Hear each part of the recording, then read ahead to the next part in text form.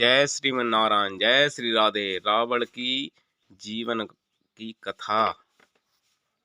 ये रावण जो था जिसे राम जी ने मारा, ये रावण पिछले जन्म में प्रताप भानु नाम का एक राजा था, उसी की कथा तुलसीदास जी लिख रहे हैं। हाँ, प्रताप भानु नाम का एक राजा था जिनके भाई का नाम था अरिमर्दन।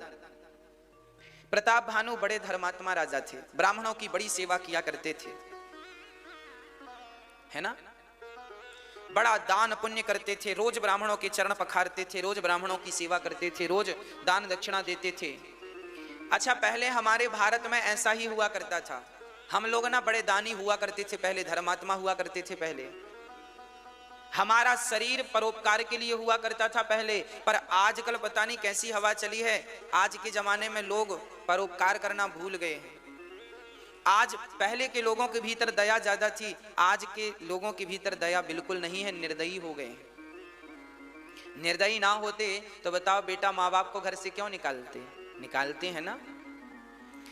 प्रताप भानु नाम के एक बढ़िया राजा थे, बड़े दानवीर थे, बड़े ब्राह्मण भक्त थे, समाज की सेवा करते थे, दीन दुखियों पर ध्यान रखते थे, गरीब बेटियों का विवाह ऐसी कराते थे, बहुत अच्छे थे, गायों का दान करते थे, भंडारे कराते थे। उनके घर अन्न क्षेत्र चलता रहता था, कोई आओ कोई भी खाओ, कभी अन्न क्षेत्र 24 घंटे में बंद नहीं होता था। दिन रात खाओ, दिन रात प्रसाद पाओ, है ना। ऐसे प्रताप भानु नाम के एक राजा थे। अच्छा, राजा को अब थोड़ा थोड़ा लोभ आने लगा। प्रताप भानु को क्या आने लगा? लोभ। अब देखिएगा, जब तक आप अच्छे हैं तब तक ही आप अच्छे हैं, जब तक आपके विचार अच्छे हैं तब तक ही आप अच्छे हैं, और आपके अंदर थोड़ा भी कुविचार गया तो आप बुरे हो जाते हैं। सुनिएगा प्रताप भानु के संग क्या हुआ। प्रताप भानु बड़े अच्छे थे, अब वो आसपास के राजाओं को जीतने लग गए। चलो अच्छा था। पहले के राजा महाराजा युद्ध करते थे, वो अपने आप को सर्वश्रेष्ठ कहलाना चाहते थे, राजाओं से युद्ध करते, सबको पछाड़ देते। इतने बलवान थे प्रताप भानु, तेजस्वी थे, कोई राजा टिकता ही नहीं था उनके सामने। बहुत सारे राजाओं को हरा हरा करके इन्होंने कोई को जेल में डाल दिया, किसी को यूं ही भगा दिया, और पूरा एक छत्र, पूरी दुनिया पर एक राजा थे प्रताप भानु। उस जमाने में समस्त भारत पर उनका शासन चलता था, डंका बजता था प्रताप भानु का। एक दिन प्रताप भानु जंगल शिकार खेलने चले गए। सुनिएगा, शिकार खेलने गए ही थे कि प्रताप भानु के जो सैनिक थे, मंत्री जन थे, उनसे वो बिछड़ गए, क्योंकि एक सुअर दिखाई पड़ा, जंगली सुअर। उसे मारने के चक्कर में, अच्छा पहले के राजा महाराजा ना ऐसे मार मार के अपना निशाना पक्का करते थे, तो वो सुअर, अच्छा वो जो सुअर था ना, वो एक राक्षस था। राक्षस ही सुअर बन के प्रताप भानु को अपनी ओर आकर्षित कर रहा था। प्रताप भानु को पता नहीं चला।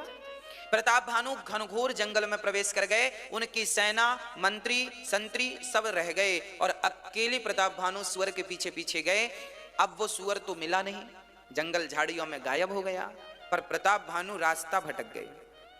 सूर्य अस्त होने का समय था, दूर दूर तक कोई रास्ता नहीं, सन्नाटा ही सन्नाटा था। प्रताप भानु कांप गए, लगता है मेरा अंत आ गया। इस घनघोर जंगल में प्राणों को बचा पाना बड़ा कठिन है, क्योंकि यहाँ भयंकर जानवर रहते हैं। तभी प्रताप भानु को नजर आया एक कुटिया नजर आई, घास की कुटिया।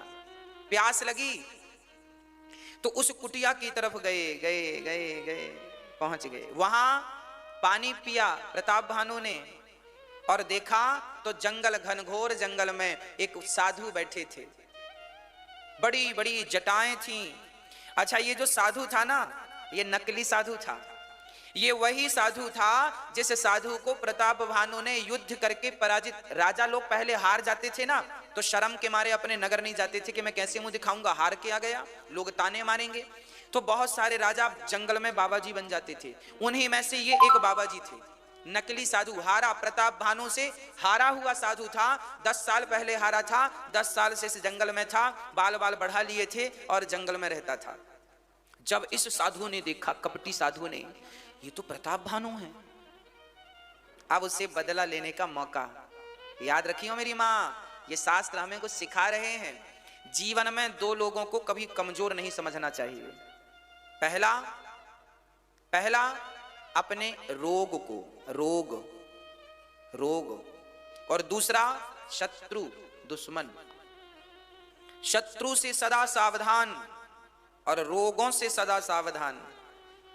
रोग पिछले महीने हुआ था, अब ठीक हो गया है, फिर भी सावधान रहना, फिर से पनप सकता है। इसलिए उसे समूल जड़ से नष्ट करने का प्रयास करना चाहिए। इसलिए शास्त्र सावधान करते हैं, बिल्कुल सावधान।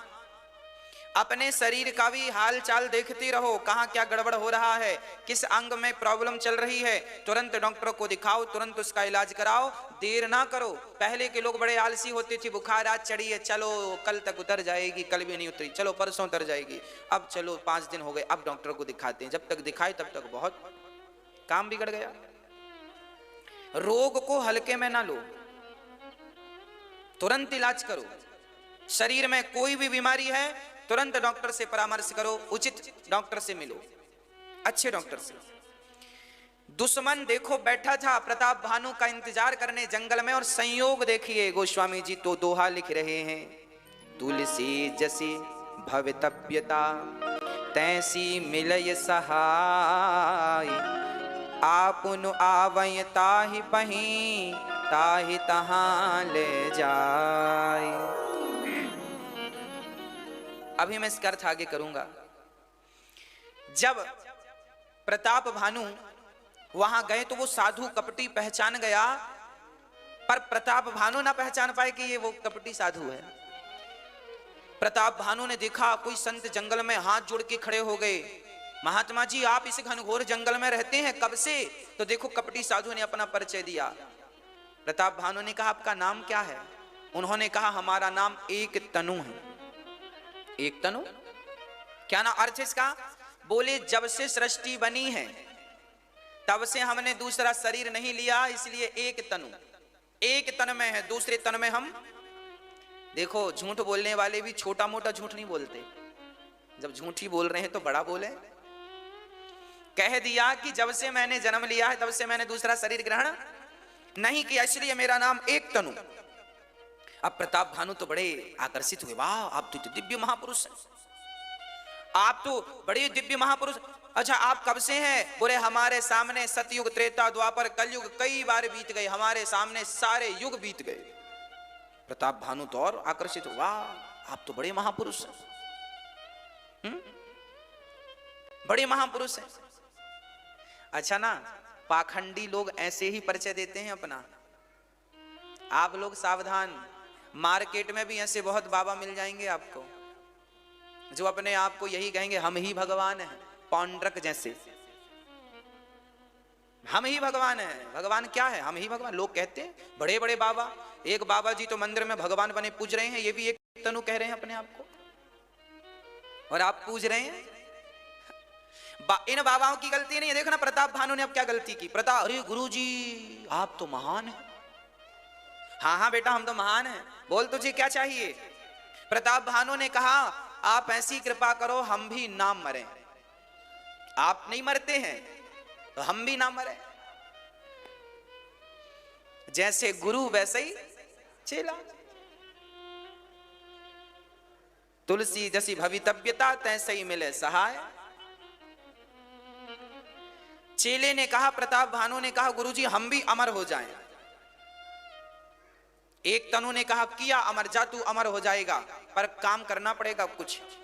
और मांग क्या चाहिए? बोले हमारा यश कभी खत्म ना हो, हमारी संपत्ति संपदा बनी रहे, हम अमर हो जाएं। गुरुजी कहते हैं सब कुछ मिलेगा, पर सुनो ये सब तब मिलेगा जब तुम ब्राह्मणों की सेवा करोगे।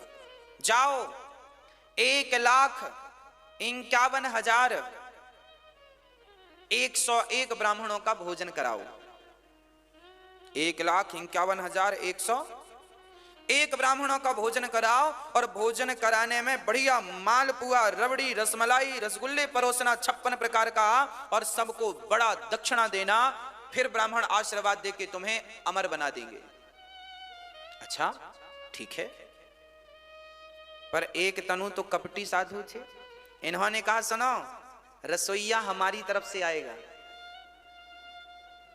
भोजन बनाने वाला हमारी तरफ से आएगा। अब सुनना, प्रताप भानु सुरक्षित अपने नगर आए और गुरुजी पे विश्वास हो गया कि गुरुजी तो एक तनु मरे नहीं, हमें भी अमर बना। देखो लालच, आदमी जितना उतने में संतुष्ट नहीं है। यदि उतने में संतुष्ट होता तो जरूरत ही नहीं थी माथा पच्ची की, पर मैं भी अमर हो जाऊं, अमर हो जाऊं। इस लालच से प्रताप भानु ने ब्राह्मणों को बुलाया और वो भंडारी, जो साधु ने भंडारी, वो राक्षस को भेजा जो सुअर बना था, वो माया दानव था।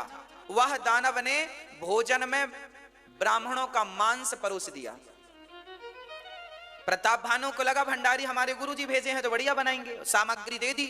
पर उसने गाय का मांस, बकरे का मांस और ब्राह्मणों को मार मार के, ब्राह्मणों का मांस पका के, और ब्राह्मण जब भोजन करने बैठे तो ब्राह्मणों की थाली पे ब्राह्मणों का मांस परोस दिया, गाय का मांस परोस दिया। और ब्राह्मण बड़े अच्छे थे। ब्राह्मणों ने कहा प्रताप भानु तो धर्मात्मा राजा है, ये तो बढ़िया खवाएगा। ब्राह्मण खाने ही वाले थे। अच्छा, भोजन बनने के बाद पता नहीं चला कि ये मांस है ना भाई। कोई बहुत विद्वान व्यक्ति के घर हम जाएं, पंडित समझदार व्यक्ति के घर जाएं, धर्मात्मा के घर, तो हम ये थोड़ी उम्मीद करेंगे कि वो हमें मांस परोसेगा। हमें तो यही लगेगा बढ़िया 56 भोग परोसेगा। सारे ब्राह्मण भोजन पर बैठे हैं, 1.5 लाख ब्राह्मण भोजन पर बैठे हैं, और प्रताप भानु के भंडारी ने क्या परोस दिया? मांस परोस दिया। ब्राह्मण खाने वाले थे, पर वो ब्राह्मण बड़े तपस्वी थे। उन ब्राह्मणों का सत्य नष्ट ना हो जाए। यदि मांस खा लेंगे तो उनका सत्य नष्ट हो जाएगा। तब आकाशवाणी हो गई। देखो उस जमाने में देवता, जब आप अपने धर्म की रक्षा करते थे ना, तो धर्म भी आपकी रक्षा करता था। धर्मो रक्षति रक्षिता। तब आकाशवाणी हो गई, ब्राह्मणों ये भोजन उचित नहीं है, इसमें ब्राह्मणों का मांस है। अब सारे ब्राह्मण खड़े हो गए और आग बबूला हो गए। अरे राजा प्रताप भानु, तुमने हमारा धर्म नष्ट करने के लिए बुलाया? जाओ, हम सभी ब्राह्मण तुम्हें श्राप देते हैं, तुम राक्षस हो जाओ। क्या बन गए? राक्षस। वही प्रताप भानु ब्राह्मणों के श्राप के कारण रावण बना। अब सुनिएगा, प्रताप भानु राक्षस क्यों बने? क्योंकि उनके अंदर लोभ आ गया। क्या आ गया? लोभ। पाप के बाप का नाम क्या है? पाप के पापा का नाम। पाप की शुरुआत कहां से होती है? लोभ से। कोई आपसे पूछे कि पाप का बाप कौन है, तो पाप का बाप है लोभ। विचार करके देखो कि हमारे भीतर लोभ ना हो, आपके भीतर लोभ ना हो, तो आप कौन सा पाप करेंगे? करेंगे। आज लोग मर्डर कर रहे हैं, पीछे लोभ है। सुपारी मिलती है, पैसा मिलता है, लोग मर्डर कर देते हैं। हाँ, होता है कि नहीं? आज दुष्कर्म होते हैं, वो भी एक लोभ है। उन्हें सुख मिलता है उस काम से तो करते हैं। मतलब हर कार्य के पीछे, हर बुराई के पीछे हम, अब आप बताना, आप झूठ बोलते हैं तो किस लिए? आपके अंदर यदि लोभ ना हो तो क्या आप झूठेंगे? मतलब आपके भीतर यदि लोभ आ गया ना मेरी मां, तो आप पाप करने लग जाएंगे। यदि पाप को मिटाना है तो पाप को मत मिटाओ, अपने लोभ को मिटा दो, पाप मिट जाएगा। पाप का तो कोई अस्तित्व ही नहीं है। पाप की मूल तो लोभ है, लोभ मिटा दो, खत्म।